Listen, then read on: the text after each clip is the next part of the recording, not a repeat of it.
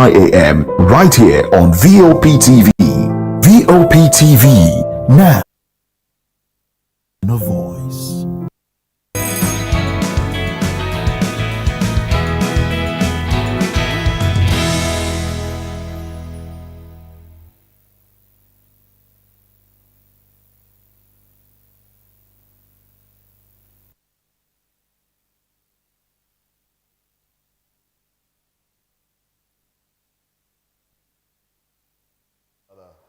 Edition of VOP this morning. It's a Friday, and that's not just the only reason it's an exciting edition of the show.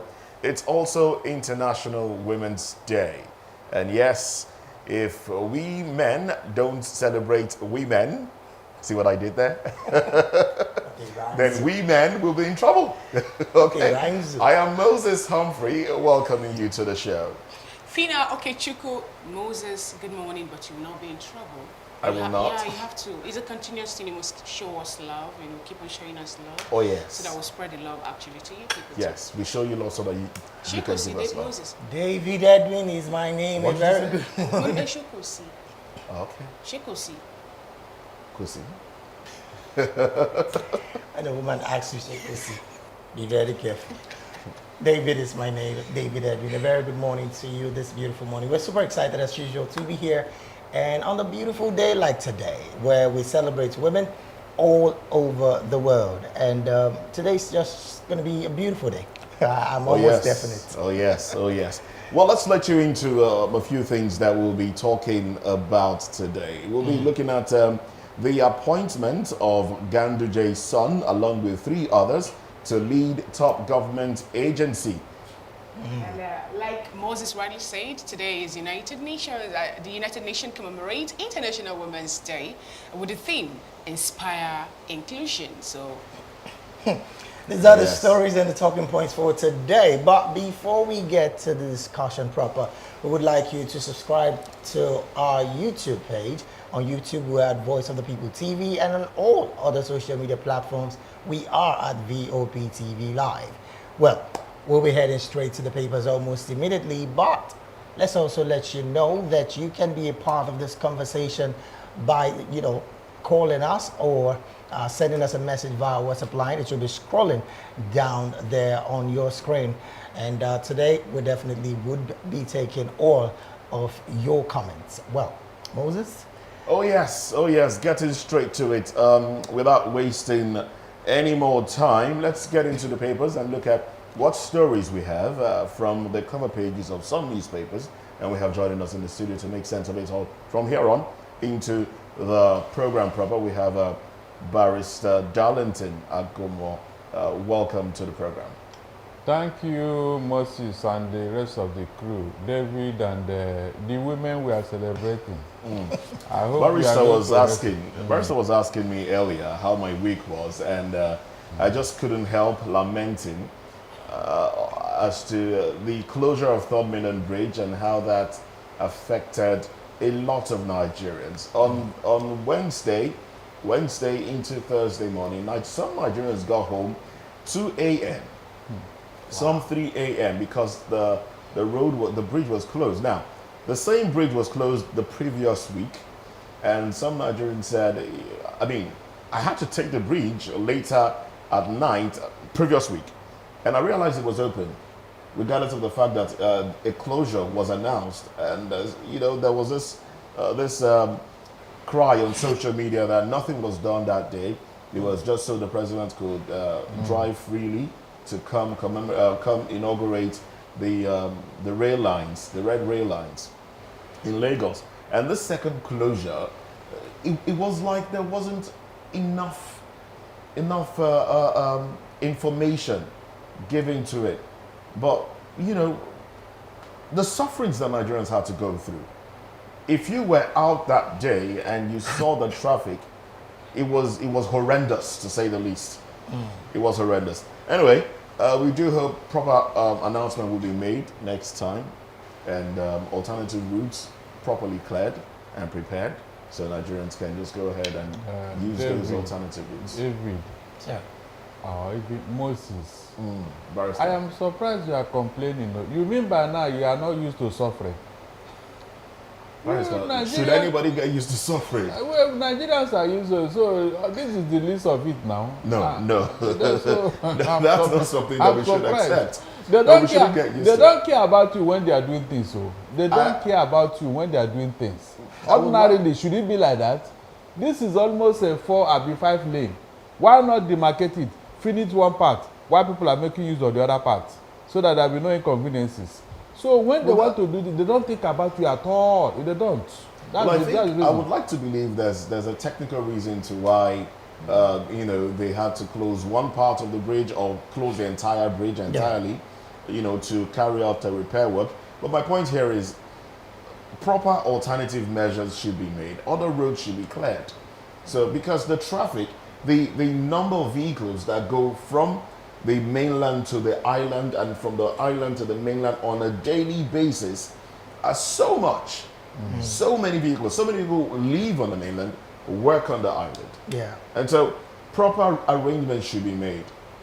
And maybe government should just go ahead and start up the 4th mainland bridge already. Anyway, let's get into the papers now. Let's look at stories and maybe to the cover Cement pages is 15,000 of naira. the papers. Pardon? Cement is 15,000 naira. Well, cement prices have come down. Come down, yeah. Yes, they've On come down paper to about or 7. when did you buy last? Well, I'm not building Okay. right now, but my ears are to the ground, and I know that it's about 7,800 now. Leave there what they told you. Go and buy one first. I can't just buy and keep around. I have to build something. All right, let's get into the Punch newspaper now. All right, let's just dive into Punch newspaper, where the banner headline reads, "Outrage as bandits kidnap 280 pupils from Kaduna schools." Now, the subwriter here reads also, "Teacher says gunmen invaded primary, secondary schools after morning assembly, kidnapped over 280 pupils, workers." Okay. Another subwriter there reads, "Government visits schools, promises pupils rescue, JNI, PTA, Amnesty International condemns attack." All right.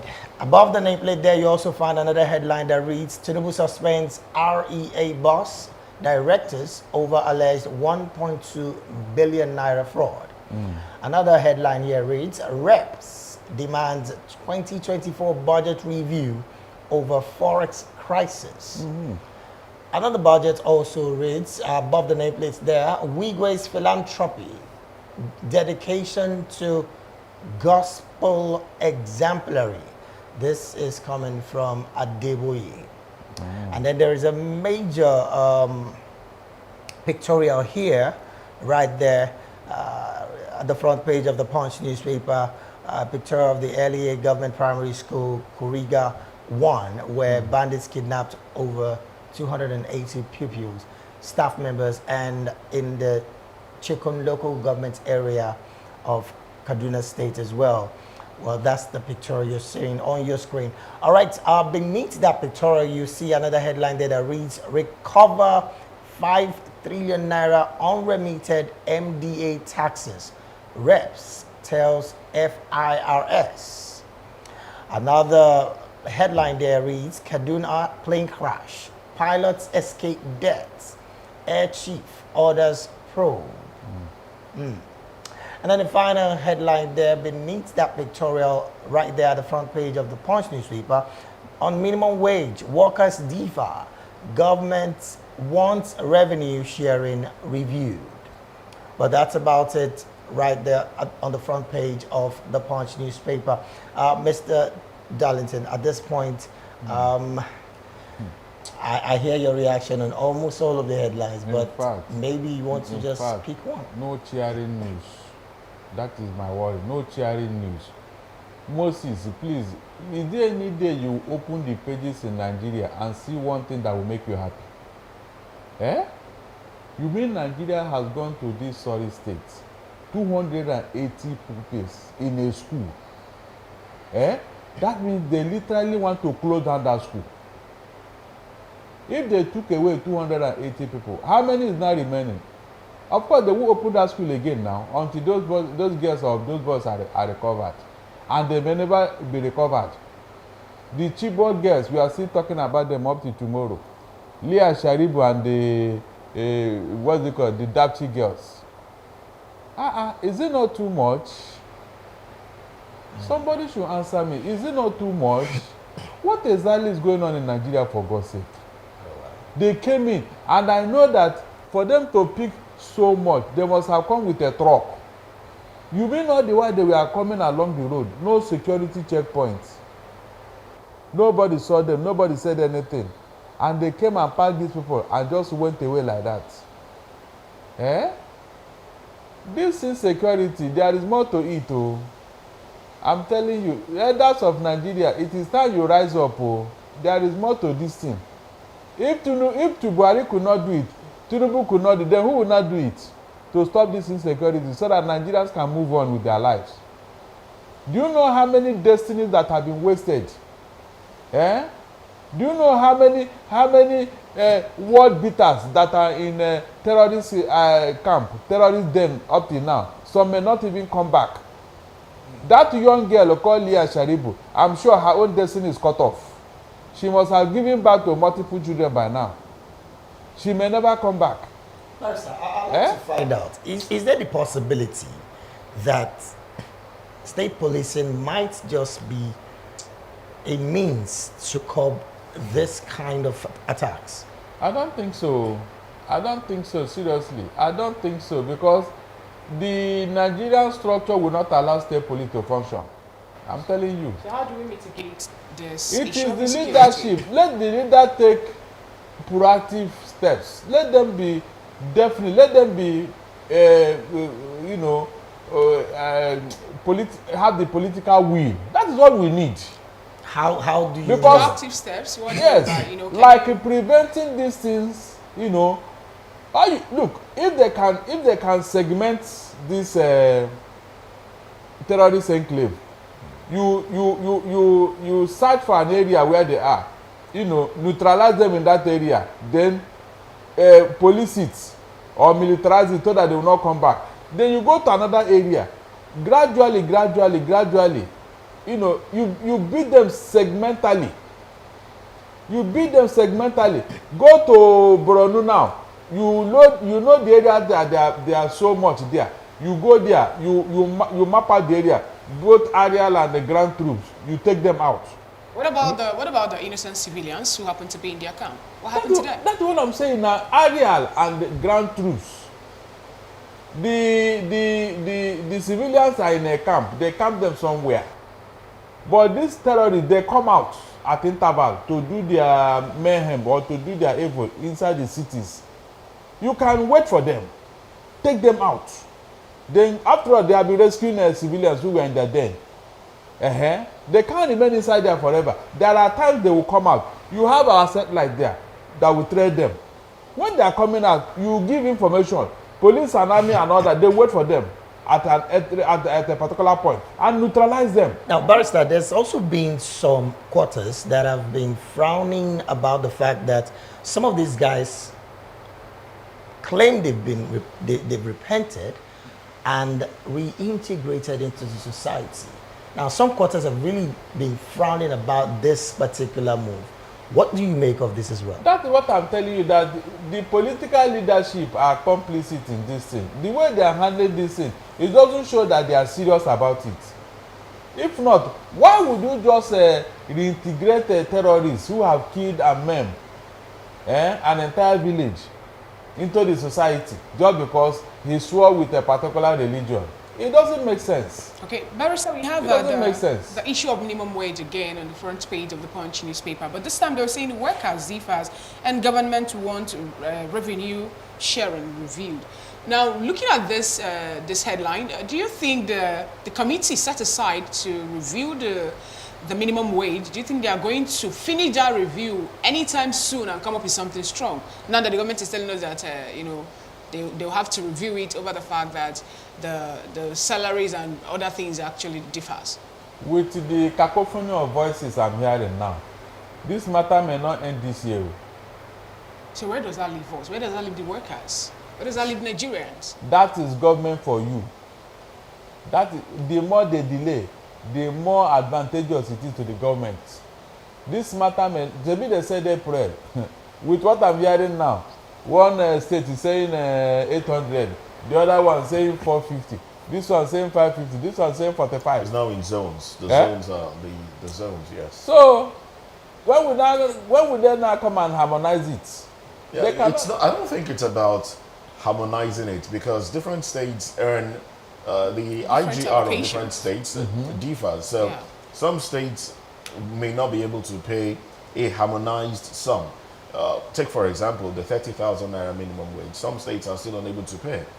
So, and then what states earn, you know, it's basically not the same. So what they're saying is the Southwest zone should be paid 794, which of course they will negotiate. It's not fixed price. The South will have theirs. I think theirs is pegged at about 800 or thereabouts. And then some of it just differs, because the cost of living in different places actually differs. What you spend housing in Lagos and feeding in Lagos is quite different from housing and feeding in a place like maybe Niger State, some places in the north. Yeah, it differs. So I agree with you, but what I'm saying is that Labour have not thought of this thing, this different salary earnings.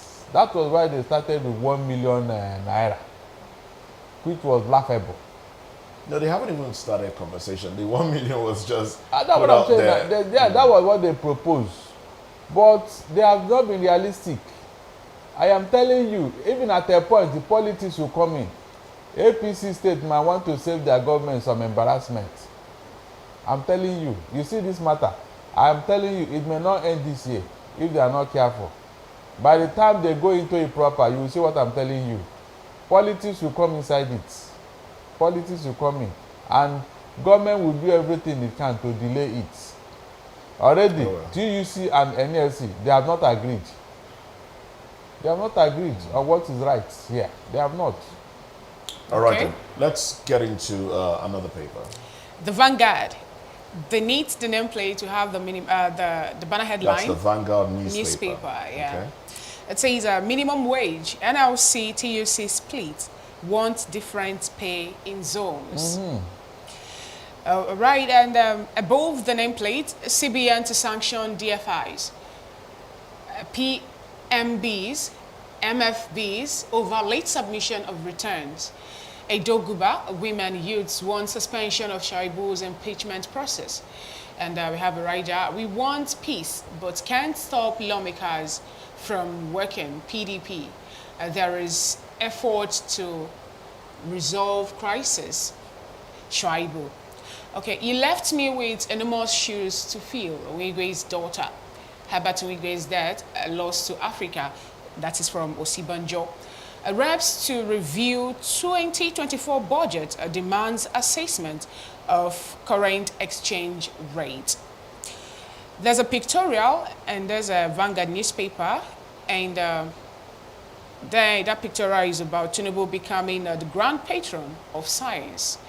You know, you see the president, and they were handing him over I think that's more like a certificate or a plaque for making him to be a grand patron of science. And we have bandits invade Kaduna school, kidnaps over 200 pupils and teachers. New satellites pay. Pay TVs will get Nigerians value for money. And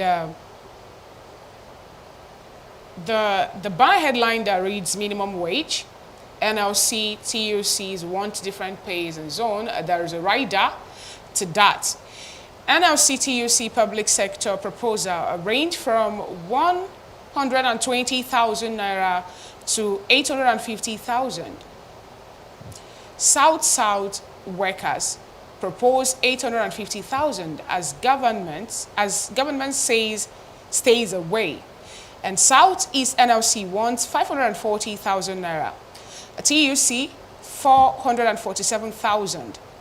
And Northwest NLC proposes 485,000 naira as government shuns pally. Wage increase unsustainable without adjustment in national economy. Southwest government says the governors, says, according to Governor Eno Diri, a promise to implement outcome of hearing.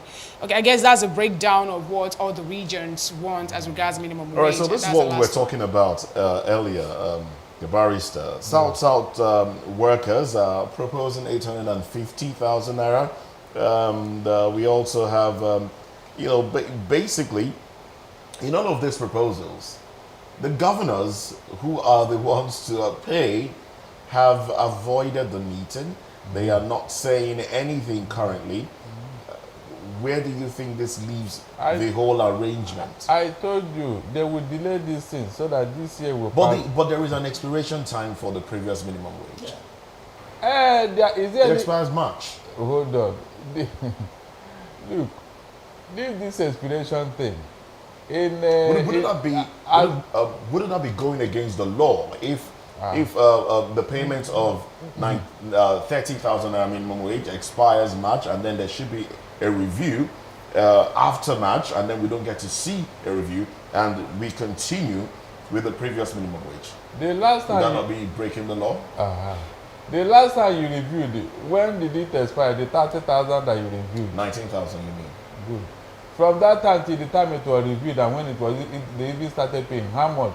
How many months or years was that? My dear, in the Nigerian setting, they don't follow the law. But you Let are me just they don't, but I'm telling you in reality. Yes. I should be telling you lies, Abi. No. Why is it that government wouldn't follow the law and lawyers who are to interpret and also uphold the law are not suing? The government does not even obey court judgment.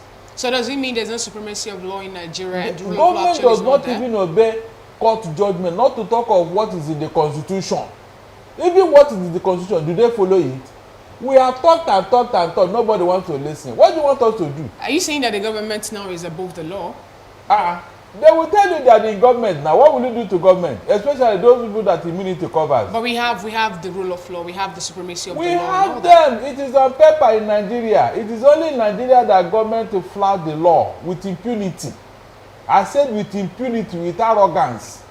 But I think the judiciary has a right to, come in and, get on the executive for, fraud or defaulting or not keeping to the law.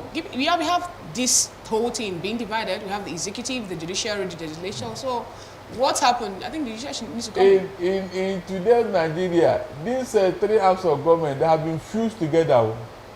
They are in the hands of the executive. Now, Barrister, we saw it under Buhari, and it's going on under this regime. Now, I really like to find out, because you just made mention of the fact that these things are on paper, they don't work naturally. Our constituency at this point is the Nigerian people. What should we do at this time? What do you anticipate would happen if this minimum wage expires and nothing is done afterwards? The price of liberty is eternal vigilance. If you have an enlightened citizenship, my dear, government will not try what they are doing. But you have a citizenship that are laid back, that are being hampered by religion and ethnic leanings. This is what is keeping Nigeria back. In a climb where people are united in what they want, my dear, no government will try what they were seeing in Nigeria. They won't even dare. They won't dare. So you can see, the one that is even paying me, if anytime I have opportunity, I will say it. It is not heard of anywhere where you have a democracy that a president will have access to our treasury. To the extent of telling CBN governor, bring money for me, bring money for me, bring money for me, to the tune of 23 trillion naira. Without anybody's approval, nothing. And you are talking of law. How do you define it? He had left office now. They are even finding it difficult to call him to come and answer for what he did. No, they are even afraid. Moses, they are afraid of calling Buhari's name in all this matter. They are dancing around.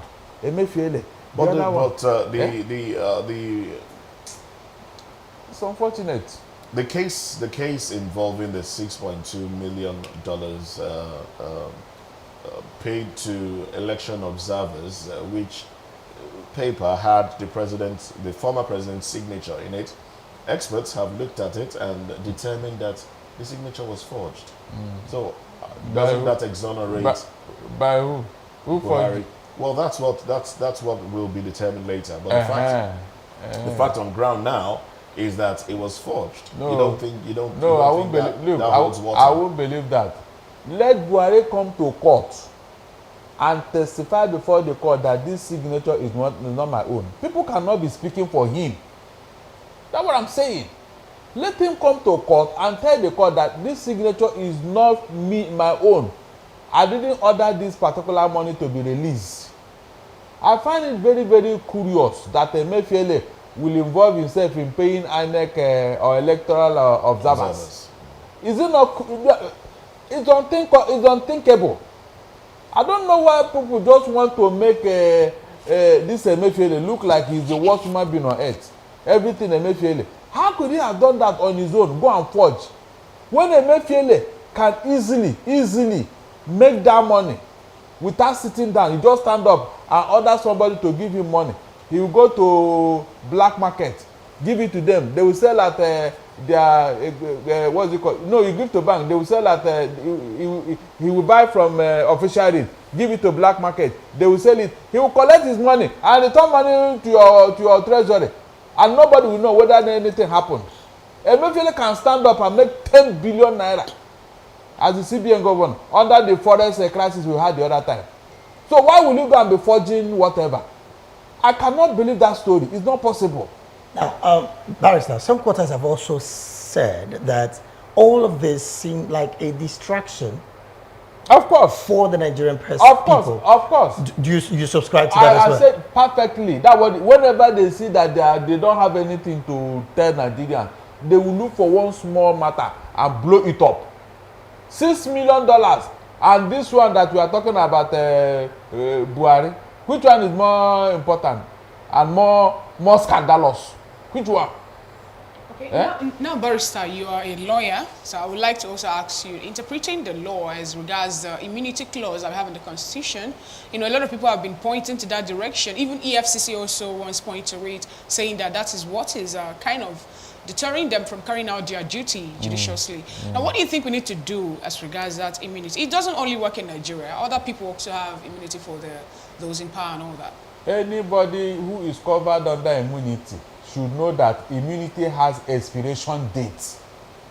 That of Buhari have expired. Let them do their job and start giving excuses. All these other governors now, immunity that left office, immunity does not cover them. Wike, immunity does not cover him. These other governors, look, EFCC should stop giving excuses.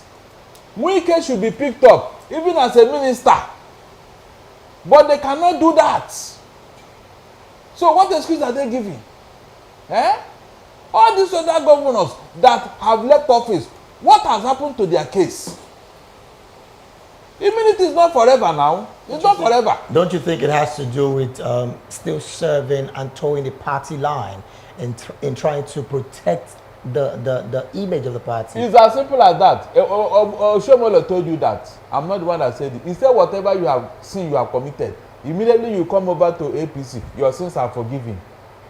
Is that not what they told us? Is that not what is happening? You remember that 2 governors, I think in Plateau or Benue, were properly jailed by the court. What did Buhari do? He brought them out and even gave them national honors. In that case, what has the EFCC done? They have wasted their time and energy prosecuting a case. So instead of blaming constitution and immunity, they should blame the government who will not allow them to do their job. Somebody like Wike, will Tinubu allow anybody to touch him with all he did in Rivers State? It's not possible now. Now, Barrister, it's quite concerning that we've just made mention of the fact that immunity is part of our constitution.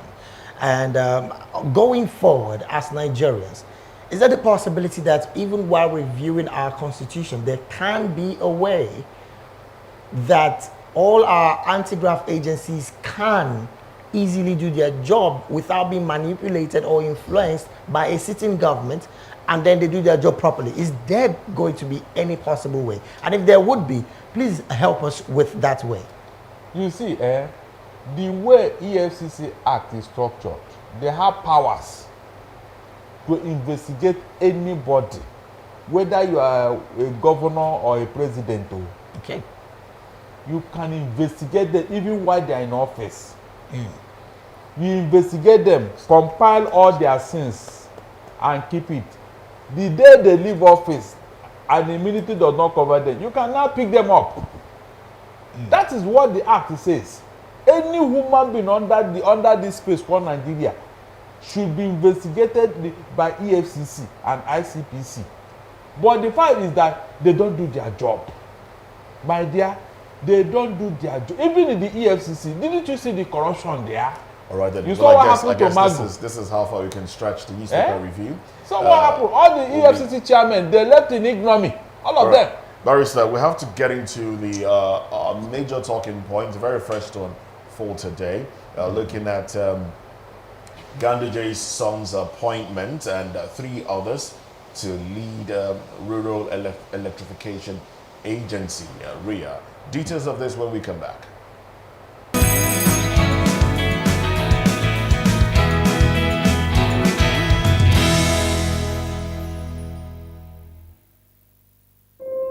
When your morning starts, make sure to look around for the right company to serve you everything you need to know about what's happening around you. That's why you need VOP this morning, because we will climb this far to give you a voice in what's going on, from news, reviews, politics and the economy, sports and even entertainment. Join us weekdays 7 a.m. to 9 a.m. right here on VOP TV.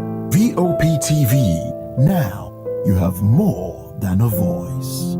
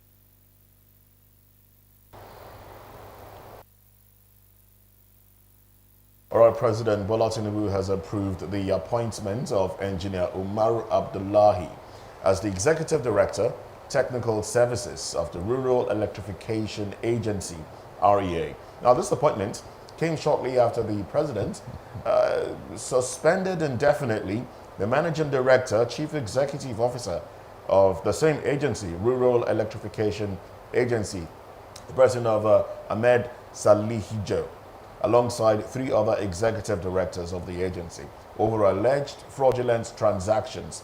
Now, the directors are Olaniyi Alaba Netufo, Executive Director, Corporate Services, Baraka Sajo, Executive Director, Technical Services, and Saadatu Balgore, Executive Director, Rural Electrification Fund, REF.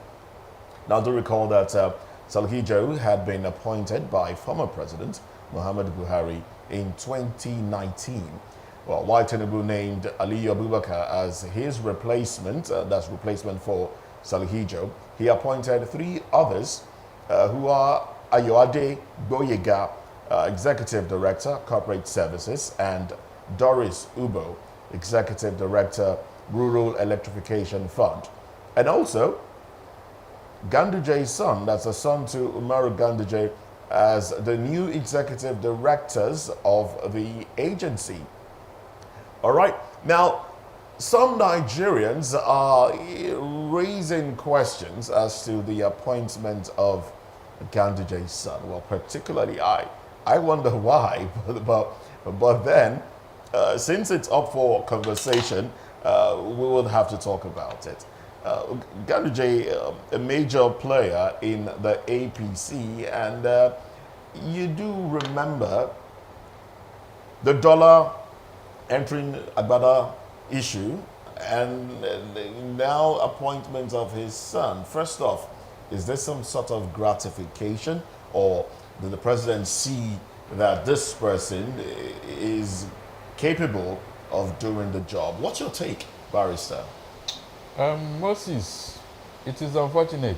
Why? Very, very unfortunate. That is what I've been saying, that this government doesn't want to succeed. If they want to succeed... What if he's capable of doing the job? If they want to succeed, they cannot be putting square peg in a round hole. That is the problem of this administration. Everything is all about party. You know, job for the boys. Let me tell you the history of this rural electrification issue. Let me start from Buhari. Okay. Do you know PTF under Abacha? Buhari headed it. And under that Buhari PTF, there was so much scandal. So much scandal. Everybody. In fact, it was so humongous that when Obasanjo came in, he saw all the petition and he set up a panel to probe PTF. The sole consultant of all PTF projects in the whole Nigeria was this man, the father of this man they removed from office now, Sahijo. Okay. Yes. Sahijo. He was the sole consultant all over Nigeria. So he knew all that happened. And he was to testify on that panel on the 7th of July, 1999. With all the documents and everything, which would have nailed Buhari, because everything was pointing in his direction. That is why when people were saying misintegrity, I was just laughing. Do you know that morning that man was supposed to appear on that panel, he slumped and died? That was the end of that case. When Buhari came into office, apparently to compensate the young man who was a level 12 officer in the civil service, they gave him such a responsibility. The whole Nigeria, the son of that man that slumped and died. Is that not compensation? Okay. He doesn't have what it takes to do that job. That was why the guy just went there to help himself with money. And look at the result today. This one again, Ganduje and Sons. If you know the history of that minute, should you be doing all these things? The people you appoint, do they have the technical know-how? Because this is a pure technical environment. You need to know what is happening there. Okay, the rural electrification, how far did they go with it? Did they electrify any rural community? The answer is capital no. They were just packing the money. No result. Now, who told you that the Ganduje one will do better? The reason the previous the reason Salhijo's son was, well, the reason Salhijo was suspended was allegations of fraudulent activities, which of course the president has instructed the relevant agencies to probe into and find results. Well, some Nigerians are saying immediately after that suspension, while we are still waiting for the result of investigation, there's been a replacement and announcement of new directors. You think that's a little too soon, or do you think that's just so that activities should continue? Yeah, in the mind of the government, there should be no vacuum. But I was thinking that this guy should have been properly investigated, and then the law take its course, instead of, because I am telling you, this is the last time you are going to hear about this. So. But they were actually appointed on, a trial basis, let's say, the way the government said it. Those people actually are going to be there for main time as caretaker, to this organization, to this agency. They're not permanently there, for a period of time. Whether they are going to be permanent or not. Well, the last time they did this temporary appointment in CBN, we all saw what happened. When the Mefiele was removed, they put a mechanic there. Now, take us a little further into the Rural Electrification Agency in previous years. What are the things that have been done in that agency? Just enlighten us a bit. That the activities of Rural Electrification Agency, and why is it? Why has there been so much? It is a heaven for corruption. It's as simple as that. At least what has happened has vindicated what he said. How so? I raised an alarm when this thing happened, that a level 12 officer who doesn't have the required skill, why should you give him such a responsibility if not for compensation? The young man doesn't even know what to go and do there, so he was just helping himself, just like the former Minister of Education, who told you that he don't even know what this is all about. But we have other ministers who actually have been appointed, but they were able to deliver well. During the time of President Olusegun Obasanjo, and Enugu State Indigen was appointed to be the Minister of Information. Let us talk of President, and then he delivered well. He did something. I said, leave all those people. They have done their job and left. We are talking about President now. No problem. I have said it here that if this government wants to succeed, they should have looked at what Obasanjo did. When he came into office in 1999, Obasanjo went out of this place to go and look for hands. Is that not what happened? Up to today, those people are being celebrated all over the world. Mention anybody that left Buhari's government that even Togo here appointed to come and help them do one thing or the other. I said Togo.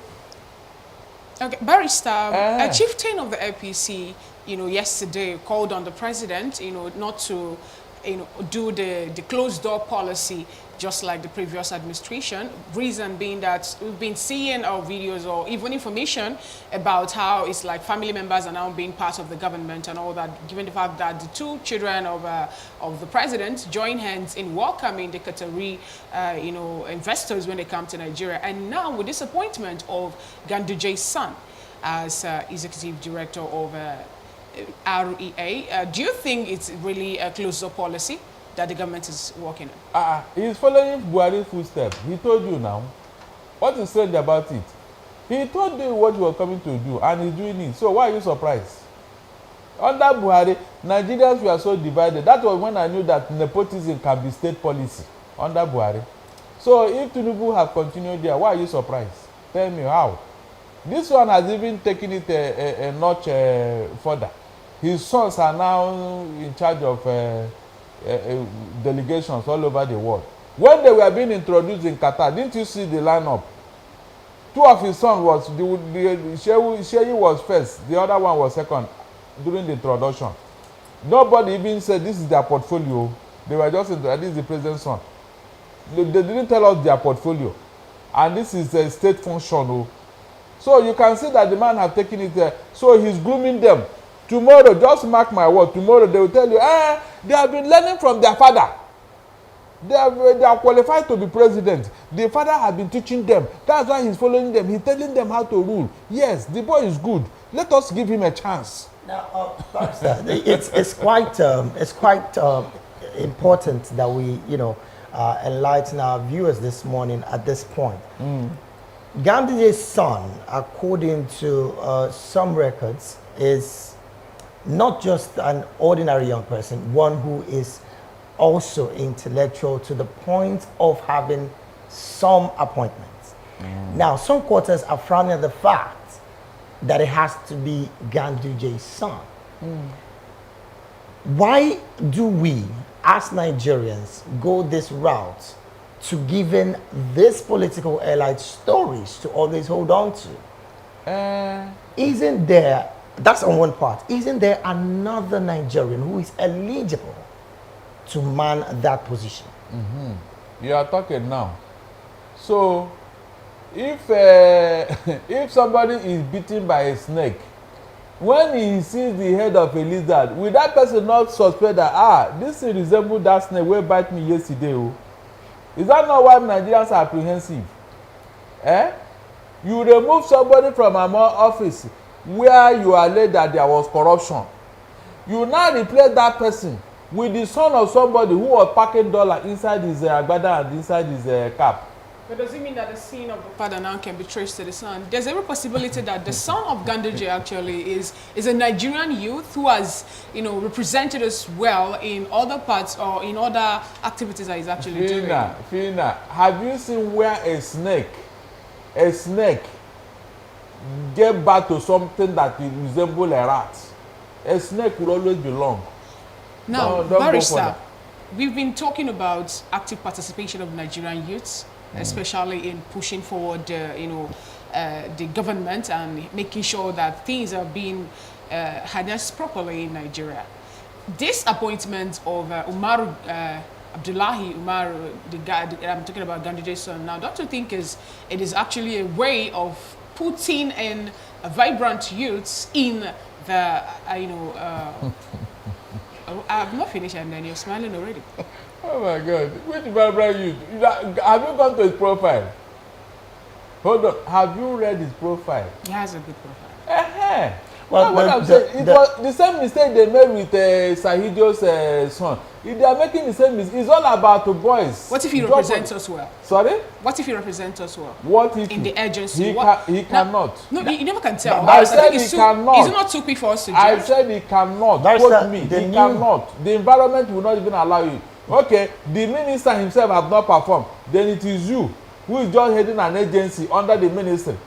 Which magic are you going to use? Well, let's read it out here, Barrister. The new technical director of REA was actively involved in the 2023 elections after his father withdrew from the Senate race. Now, the younger Ganduje was encouraged to vie for the House of Representatives seat. He had won the APC ticket for Dawakin Tofa Remi Gado constituency, but lost to the new Nigerian People's Party's Honorable Tijani Jobe, a ranking lawmaker. Now, Engineer Umar, who had previously worked at the Nigerian Communications Commission, that's the NCC, is very close to his father and had played a key role in Tinubu Shetima's campaign, especially in the youth wing. Now, the profile reads that he's been a bit active in a political space. That is all. But the question now would be, is there the possibility that this young man can give this agency a new face? I was thinking you are going to tell me his technical know-how in this field, because that's what I told you. Barrister. That place needs somebody with the technical know-how for you to perform and succeed. Barrister, let me quickly ask you this. Okay. What does the law say, the Nigerian law, what does it say as to appointment of relatives of government officials, those that have held government positions in very recent past, and those that are party individuals, stakeholders? Is there any part of the Nigerian law that speaks to the appointment of the relatives of these individuals in, My dear, Section 2 of our Constitution,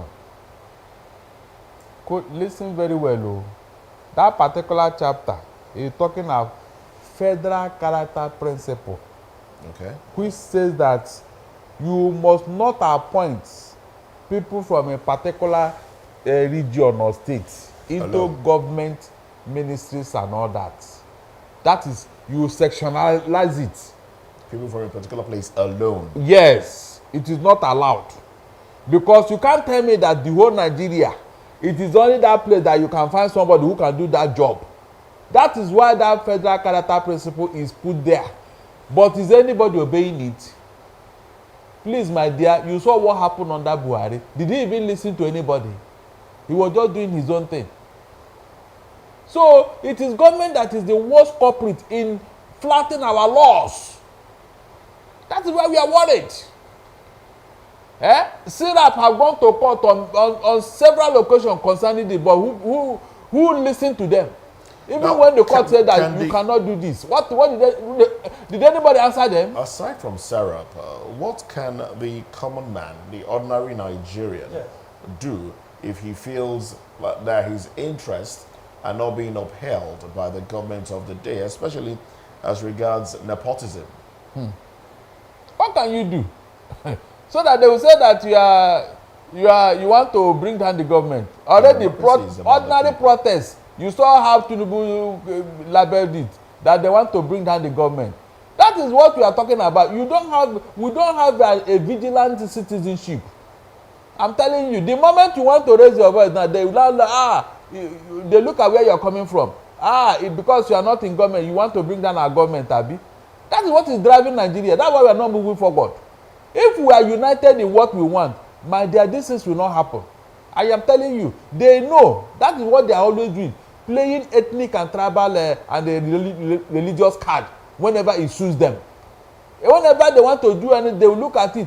Joe Rona, they are saying he's an Igbo man leading NLC. So because of that, maybe Obi is sponsoring him. That's why the guy is almost, whenever you want to do anything, he will think twice. That is what is driving us. The constitution is there to guide our leaders. They will swear to it when they are swearing them in. They will swear to it. But do they follow it? The answer is capital no. Even this one that the Tinubu children are following him, it is not allowed in law.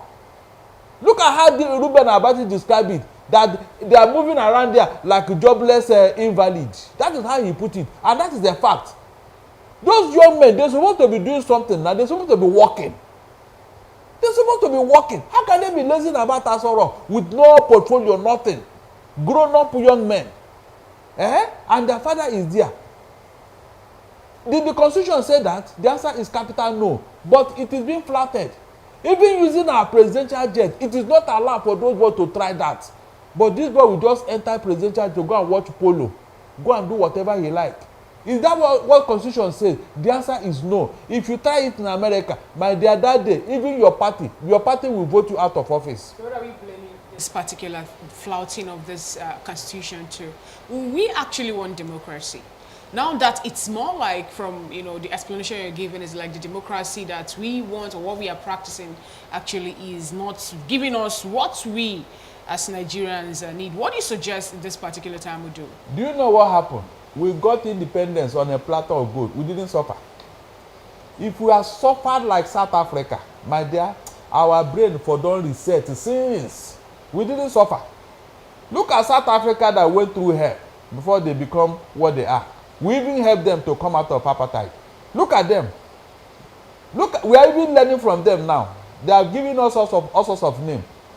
Look at South Africa. When NESC saw that their president, Jacob Zuma, who was even the henchman of NSC, ANC. Yes, ANC. He knew all the fifth columnists. He knew their graves one by one in South Africa. All those people who were sabotaging NSC when they were fighting apartheid. Jacob Zuma was their hitman. But when he got into office and started to mess up, it was the same party that said, no, you can't. They dragged him out. CNN showed it live. They put this man out of office for him to face charges. My dear, can it happen here? Somebody should answer me, please. Can it happen yes, it here? Can. No, it yes, can. It can Why never. Do you think it can't? No, don't go there. It can never. If it can, it would have happened since, so that we can learn. It would have happened since. At least under Buhari, it would have happened under Buhari. We saw evil before our very eyes, but we kept quiet. And they say evil multiply when good men keep quiet and do nothing. Is that not what is killing us? Party sentiment. Remember when the whistleblower policy came out and people were hailing it, people were talking, bringing information to EFCC and government. Immediately Ikoyi Gate happened, that thing died.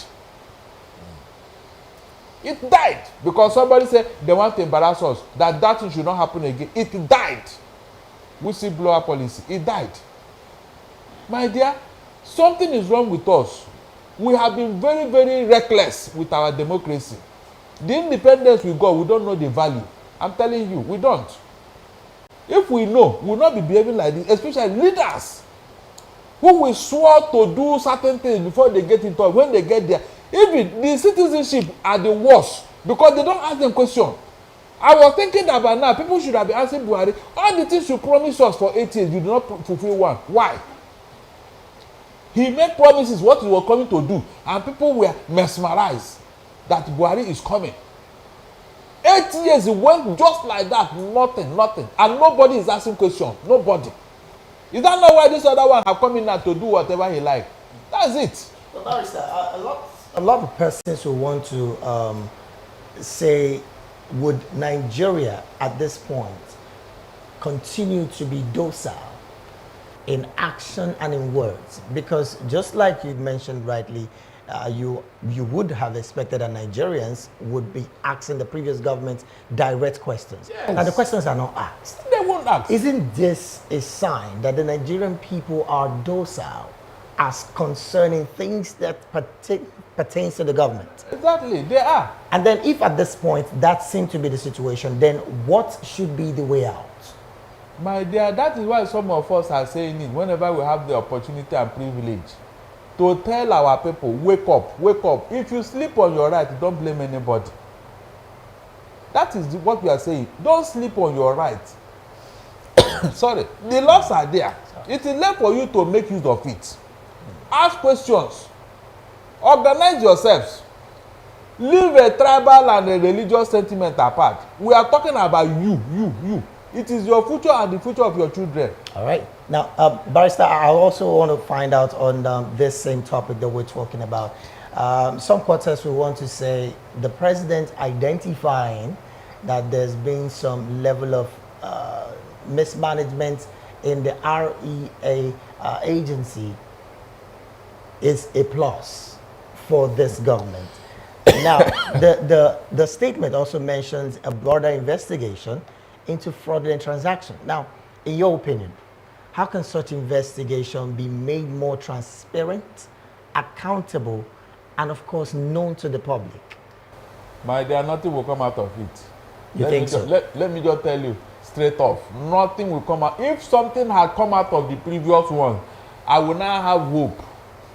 The one that are happening under your nose, which you saw, which is known to everybody and to you, you didn't do anything about it. Is it this one now that you forgot that Buhari appointed that young man? Apparently because of the favor the father did for him and all that. You mean when push come to shove, the boy will not make a call, and somebody will not call somebody, and something will not happen somewhere, and before you know it, it's swept under the carpet? Tell me. All right. There was 103 high-profile corruption cases that was in EFCC. When Magu took over, he was told not to touch that case, but he insisted. That was why Malami, the former Attorney General, collected all the file and sat on it. Until he left office, nobody touched that file. Up to today. The 400 names that are disturbing us as terrorists, that they are funding terrorism, up to today, the same Malami went away with it. So are you saying that we should not have the hope again we have in the legislative arms of government? Because Malami, as the Attorney General, should have actually done something. So I'm bringing it back to your table now, because EFCC also are complaining that the people on the bench are not helping matters. So what do you think we should do at this time? Because we could remember that Ganduje's case surfaced, it was pulled out. That's a Fuji Zokalo now was also there in the court, but they pulled it out. So the EFCC is like they are trying their best, but the law interpreters and they are not really helping us. My dear, it is leadership. Okay. The president of Nigeria has wide powers. If you want something to be done today, it will be done. It's as simple as that. So when anything is not done, blame him. In other words, the political will is not there. When anything is not done, blame the president of Nigeria. He knows why. He's in charge. All right, well, this is how far we can take this one. We have to go on to other parts of the show right now. This conversation, of course, we'll keep our ears to it and keep our ears to the ground to see how things pan out. But we do hope that, contrary to what I would call public opinion now, we do hope that those appointed would, do what is needed, and we'll hear less of corrupt stories. Well, let's get on to our second topic. Which is that the United Nations celebrate International Women's Day with a theme inspired inclusion. And we'll look into that with the quintessential people in the studio when we come back. Don't go anywhere, don't touch the station. Well, big thanks to you, Barrister Darlington Akumo, for staying with us on the program. No problem. Thanks a lot.